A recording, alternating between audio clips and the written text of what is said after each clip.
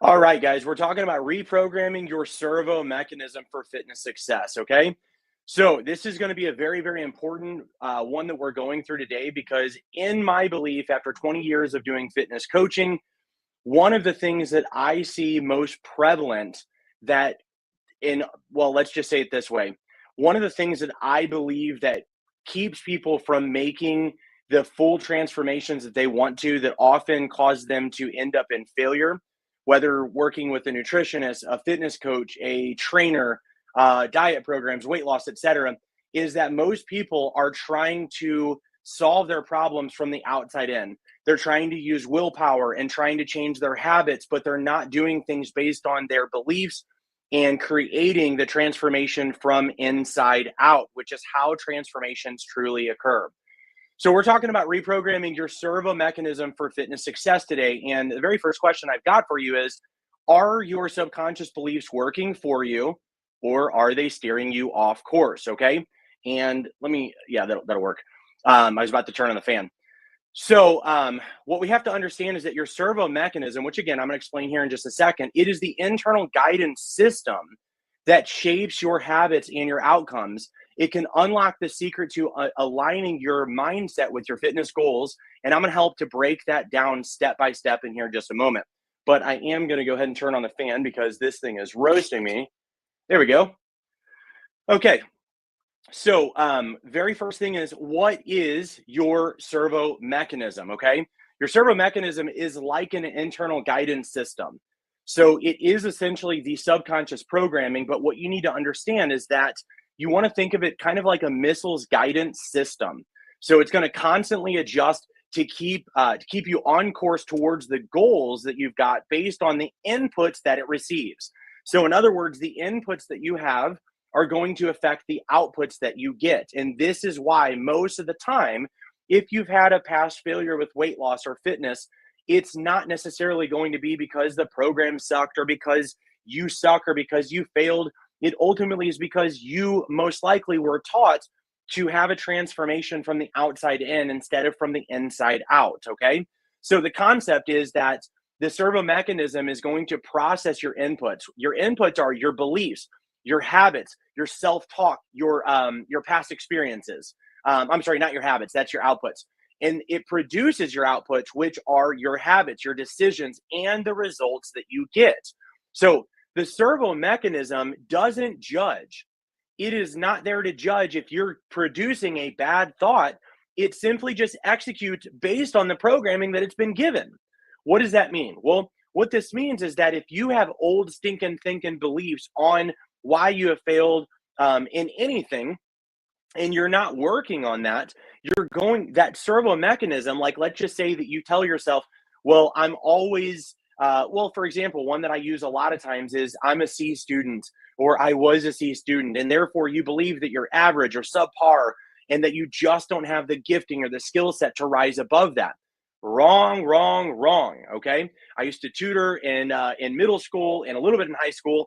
And the thing is that these beliefs are going to cause you to carry out an action. And when you carry out that action, if that action is aligned with the belief of, well, I'm a C student, well, that C student has a belief that they're a C student. So therefore they study, that's the action, like a C student. And therefore, if you study and behave like a C student, what's your outputs? You get grades like a C student, okay?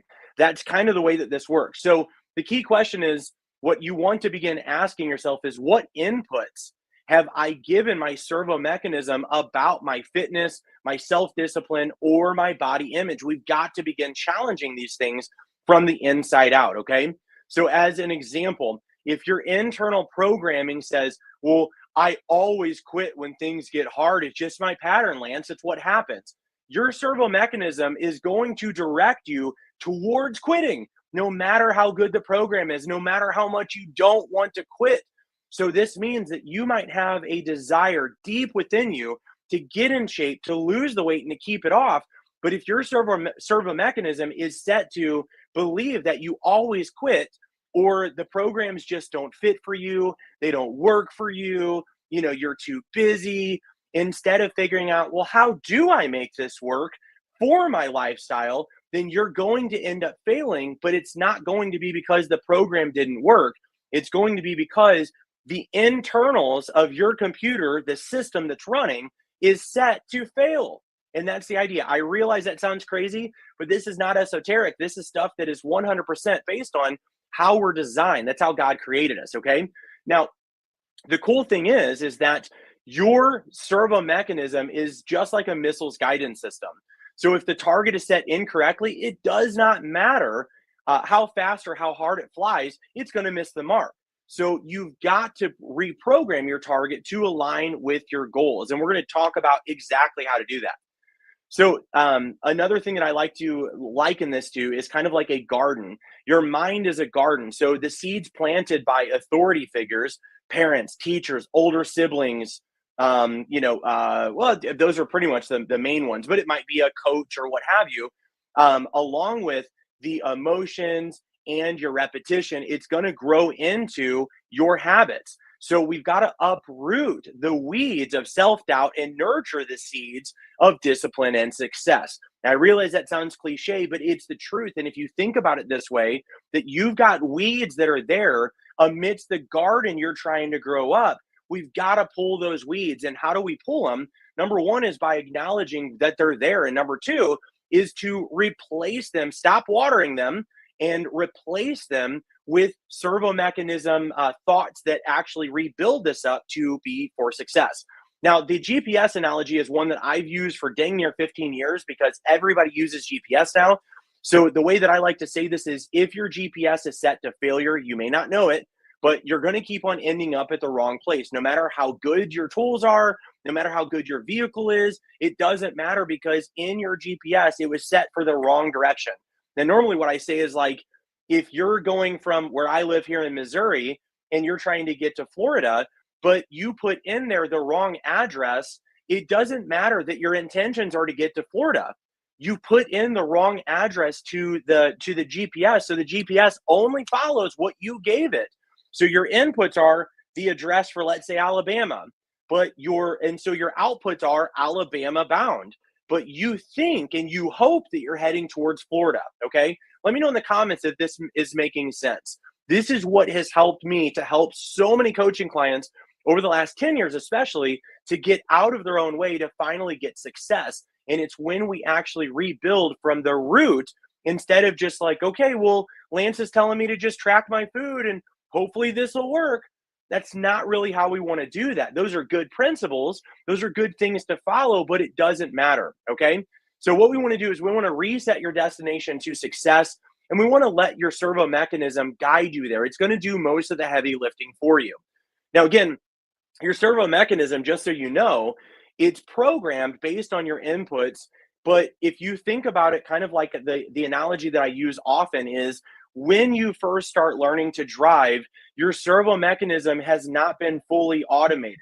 What this means is that you have to make purposeful actions and practice long enough, so repetition. And when you are practicing purposefully long enough, then you get to practice the same things passively, meaning that at 16 or 17 years old, when you've been driving for a year, you go from, no, guys, everybody be quiet. Nobody say a word. Windows up, hands on 10 and 2, and nervous driver. That's because your servo mechanism is not yet automated. When it is automated, you got your feet out the window or somebody's feet out the window, and the radio is up loud, the windows are down, and you're just enjoying it. You're still passively practicing. You got to pay attention to the road, but you're no longer purposefully practicing where you've got to have so much attention because it's not automated, okay? So what we want to do is help you to get this servo mechanism programmed, number one, so it's automatic. Number two, but it's automatically programmed for success. And we've got to pull out those weeds and no longer feed and water them, okay? Now, the inputs that your servo mechanism receives are shaped by authority figures, emotional intensity, and repetition, okay? Repetition is the mother of all skill, but repetition is also the mother of all automations. And that means that if we've got something that doesn't work well, you're going to get all of those. Hang on, I'm going to turn off my settings here. I'm getting all these pop-ups. Turn that on. Do not disturb. There we go. All right. So Authority figures. So messages from your parents, your coaches, or even yourself are going to carry extra weight. Meaning that if somebody runs into you in the airport and they're like, you know what? You're never going to be able to lose weight. You'd be like, who is this moron? I'm not listening to this. But if your coach, your teacher, your sibling, your mom, yourself, you're saying this over and over, it holds extra weight. So the example might be, you're not athletic. I grew up believing that I was not athletic. That was my servo mechanism was working to tell me that I was awkward, I was an academic and a musician, and I was never going to be athletic. So as you can imagine, I had this servo mechanism that was constantly making me do things toward, I shouldn't say making me, but it's basically how it works, where it's working on your behalf, or it's working like that missile guidance system towards what you've programmed it for. And for me, I was the unathletic academic who just was going to be the last one picked for kickball and all those things. Well, as it turned out later in life, I actually wasn't unathletic. I just needed to be trained, and I needed to know and believe in myself that anybody, just like, again, people say, oh, I can't sing, I can't draw. Yes, you can. Anybody can draw, anybody can sing, anybody can paint. You must learn the mechanisms on how to do that. Then your servo mechanism will do the rest, as long as you start with the inputs of belief, knowing that I have the same opportunity and chance to become proficient and good at anything as long as I use enough repetition and I put in the right inputs. Just like your GPS, you put in the right destination for GPS. It doesn't matter if you're not the greatest driver or if you don't have the greatest vehicle, you're still going to get there as long as you don't give up and your servo mechanism is programmed for that success. Now, emotional intensity is another one. Strong emotions make inputs stick, okay? So for example, if you were embarrassed during gym class, that could create a very lasting aversion to exercise or to being around other people. Or if you've ever felt embarrassed while you were in a dressing room or something like that, it can create an aversion to trying on clothes or create an aversion to wanting to get in shape. And then thusly you tell yourself, this is always the way it's been and it's always going to be the way. No, Lance, you don't get it. Yes, I do get it. You've got an improper programming, and we've got to help you with that. Repetition is going to be the final thing. And repetition is one of the most important ones because of the fact that this is the easiest one to practice as long as we recognize that we're practicing it. So what you hear or tell yourself repeatedly becomes your reality. So constantly saying, I'm too busy to work out, or I'm too this to that, whatever, it's going to program avoidance as a habit, okay? So again, what do you want to get out? You've got to put in to make sure that you get that. So positive or negative, positive or negative, the servo mechanism doesn't distinguish. It just follows the strongest input. It doesn't care if your feelings are hurt, if it takes you towards failure, because it knows, well, you programmed me for failure. That's kind of how this works, okay? Now, you want to identify recurring thoughts or beliefs, all right? So the positive would be, I'm capable of discipline, or I don't need as much discipline if I have the right system that fits into my lifestyle, okay? The negative would be, I can't stick with it. I've never been able to do this. Or what if I fail because I've always failed before? These are the applications that we've got to recognize and begin changing so that we're not continuing to meditate on recurring thoughts and we're programming that into that servo mechanism with, all of the stuff of, I can't do this. This is overwhelming. This is too difficult. This is too this, too that, whatever. Or I'm too this, or I'm not enough this, or whatever. Recognize those things today. I'm going to give you some homework today, but today I want you to recognize what inputs are you putting into your servo mechanism, and ask yourself, do you think that this might be why you've not gotten the success that you've wanted before? Okay. So now what we want to do is recognize conflicts in your servo mechanism. All right. Let me move my notes over here so I'm not looking so far off to the right. So when your goals conflict with past programming, okay, the servo mechanism works against you, creating internal resistance. So the problem would be past failures or negative inputs can sabotage progress. So as an example, if you have failed at weight loss before and you believe that I always fail, your servo mechanism directs you towards quitting and reinforcing that pattern that you already believe. Remember, just like I told you with the C student believes they're a C student based on their past failures or based on their past grades, not realizing wait a second, have I never learned how to be an A student and that's why I'm getting C's? If so, then you no longer have the excuse or the reason or the programming to buy into and to solidify of I'm a C student and I always will or always will be. Instead, what you need to go is, yeah, I've always been a C student. It turns out that I was never shown the right way to study, so I have C habit or C student study habits. So this is so much more powerful because now instead of believing that you're a C student because of some sort of thing that was like deemed upon you and deemed to be true that you're just a C student and that's your genetic makeup, wrong. Instead, you get to actually buy into the truth, which is I'm only a C student because I don't have the right mechanisms in place. So now you can actually change these things, right? So the solution, we've got to acknowledge that mistakes or setbacks are not failures. They're simply feedback. Basically like, wow, that didn't work. Guys, let me just tell you something. I was an A student growing up. I've never struggled in school. There was maybe one or two times where I struggled. And unfortunately, what I believed was it was still a negative. Again, and I shared some of the negatives pertaining to my self-image and some of the negatives pertaining to athleticism. But it wasn't until my mom, kind of very politely but sternly kind of gave me what for whenever I was struggling, because I had a belief that because I'm let's say skilled or gifted pertaining to academics, that if I have to apply any effort to something or if it doesn't immediately come to me, oh gosh, I don't, number one, I never learned to study because of that. I had to learn to study later.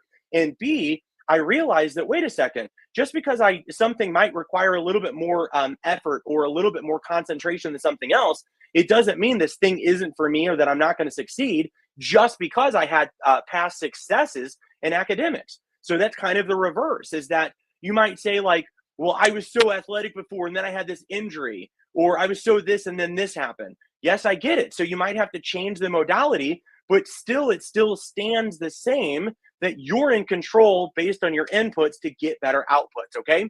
So hopefully that's making sense. Do me a favor. If this is making sense, I want to hear from you. What do you think about this? Is this resonating where you can think of past failures where it's kind of a light bulb to go, oh my gosh, this is probably why I've not done so well in that relationship or in this thing or that thing? Or do you have something else where maybe you've learned that the C student belief or something like that wasn't serving you and you corrected it? I want to hear from you below in the comments. So the key question is, well, actually, what I want you to do is also, once we acknowledge that the mistakes or setbacks aren't failures or feedback, then we've got to recognize actually that the conflict isn't a lack of effort, but misaligned programming.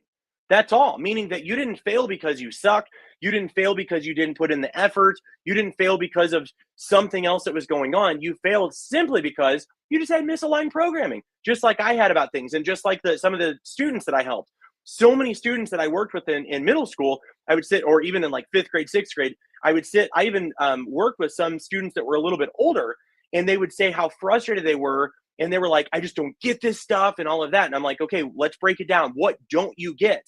And they would share, well, I don't get how this happens and this happens. Then I explain it, and all of a sudden they get it. And they're like, oh, I guess I can get it. And I'm like, yes, you just need somebody to explain to you better so that your mind does get it. But just because you might need another modality or a different teacher or a different thing, it doesn't mean that you suck or you can't do this stuff. Okay. Hopefully this is making sense. I know I'm talking pretty fast, but I want to make sure I get through all of this stuff. And this is exciting stuff that we're talking about here, because when you get this, it's revelational and it will change you for the rest of your life. Okay.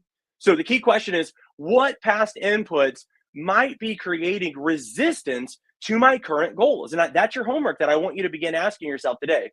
What past inputs, whether from me, from my parents, from a teacher, older siblings, etc., might be creating resistance to my current goals? Okay. So almost done here. Now we're talking about reprogramming your servo mechanism. So to align your servo mechanism with your fitness goals, you've got to overwrite old programming with intentional positive inputs. You cannot still feed the old inputs of, yeah, but I'm a this. Yeah, but you don't get it because of my past. Don't care about your past. Your past failures might only matter just so that I can know that you didn't make it and that you're insecure. But I've been there too. Your past failures have nothing to do with your current ability to succeed, unless You don't replace the old mechanisms or the old inputs, okay? So to align your servo mechanism with your fitness goals, got to override old programming, okay? So the process is going to be number one, through repetition. Regularly repeat affirmations that align with your goals, okay? So this might be the example of, I always follow through on my commitments. Now, guys, even if this is not true right now, you're going to speak it and confess it as if it is true. And little by little, your mind will start to buy into that and it will become true. And therefore, what you believe to be true about yourself or what you're speaking, you're going to carry out in actions and therefore your habits as well. The second part, besides the repetition, is going to be visualization. Okay. Right now, whether you realize it or not, you're meditating on things that you don't want. So, what we want to do is to begin seeing yourself succeeding at your goals and stop visualizing on things that you don't want. What if I this? Yeah, but what if, oh my gosh, and this and that? Stop doing that. You're creating so much imaginative, creative energy all towards something you don't want. And your servo mechanism is so powerful that if you're dwelling on that regularly, it's going to carry it out as if it's a movie. Like the script has been written, here's the actors, everything's going into motion, and you're watching it in real time unless you do something about it. So start visualizing things differently.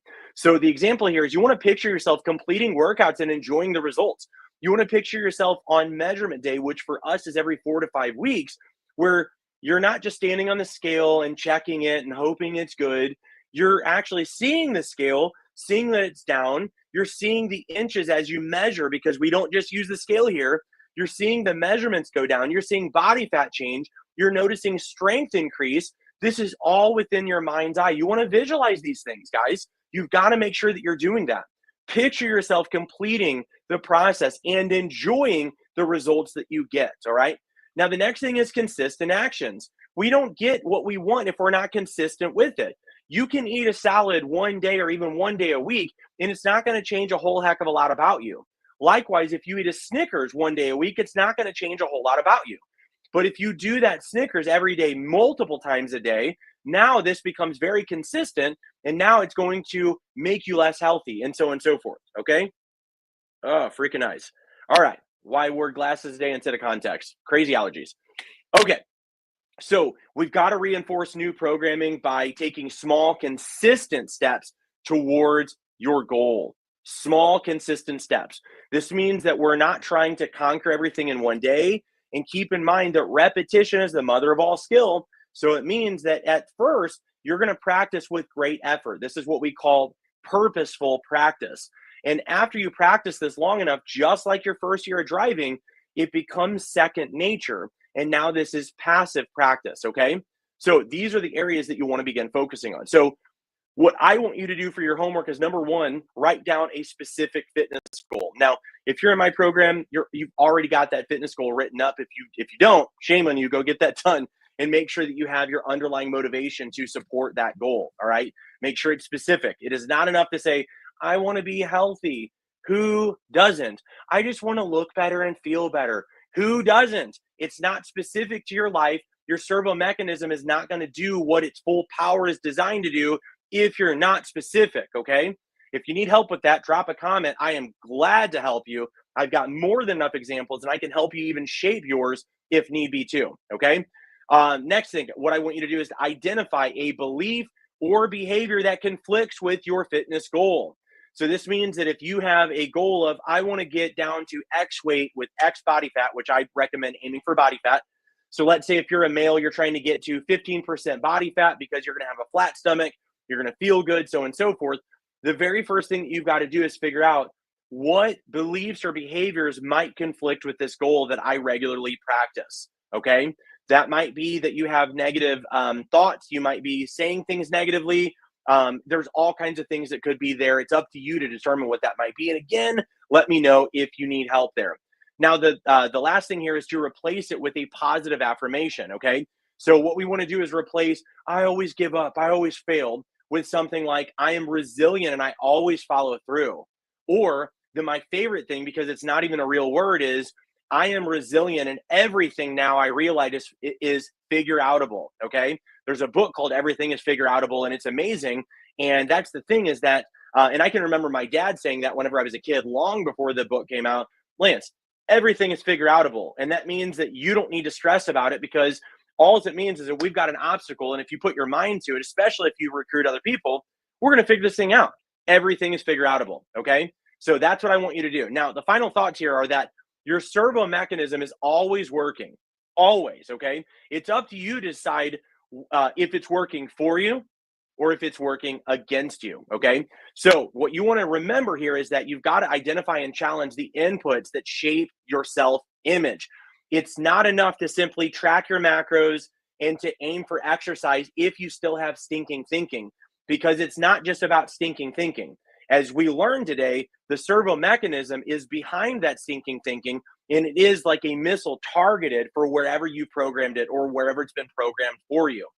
Now, the second thing, we've got to reprogram outdated beliefs with repetition, visualization, and intentional actions. It's not just going to get fixed on its own, okay? You've got to know that. You've got to be intentional. We've got to begin pulling those weeds, all right?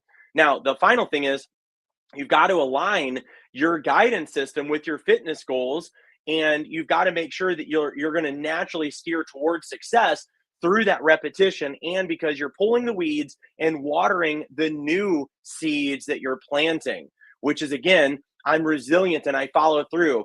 Everything is figure outable. I'm more than a conqueror, as the Bible says. I can do all things, okay? I can do all things, all right? So this is what we want to do. Success is not about avoiding mistakes. It cracks me up how many people think like, oh man, I just messed up. I just messed up on my nutrition. Now I got to start over. Are you kidding me? I don't start over when I mess up, and I mess up regularly on things, whether it's emotions, whatever it might be. We are pro self-saboteurs. And what I know is that my success is about me being 80% consistent compared to other people who are 80% consistent with what they don't want. All right. I am not consistent 100% of the time. I don't get my nutrition perfect all the time. I don't get my workouts perfect all the time. Okay. I don't speak the right things over myself all the time, but I do it way more consistently and with less effort than what I ever did before. And that's why you might look and see that I am fit and healthy, and you might think that I'm some disciplined person, but in reality, it's not that it's discipline or my willpower that allows me to do this. It's not my crazy strong mindset. It's not some genetics. There's nothing special about me. This is specifically because I know these rules and I know how this works. And the more I understand how this works here, the more I can reprogram it for what my outcomes truly are that I desire. You have that same power to do so. So it's about ensuring that your autopilot is actually programmed to take you where you want to go. Remember, if you put in the wrong destination for your GPS, it doesn't matter how happy you and the kids are to get to Florida. If you programmed it for Georgia or Alabama, or somewhere way else off in the distance, you're not going to get in Florida, no matter how great your thoughts are, because you've programmed it to be the wrong destination. Okay. So you want to make the decision to take control of your programming today and watch your actions and results transform. Okay. So that's everything today, guys. I thank you guys so much for watching. Really hope that this makes sense. And I hope that you're going to be able to apply this stuff. It's up to you to do that. And I know that you have full capability of everything here. Okay. So thank you guys for watching. I will catch you guys on the next one.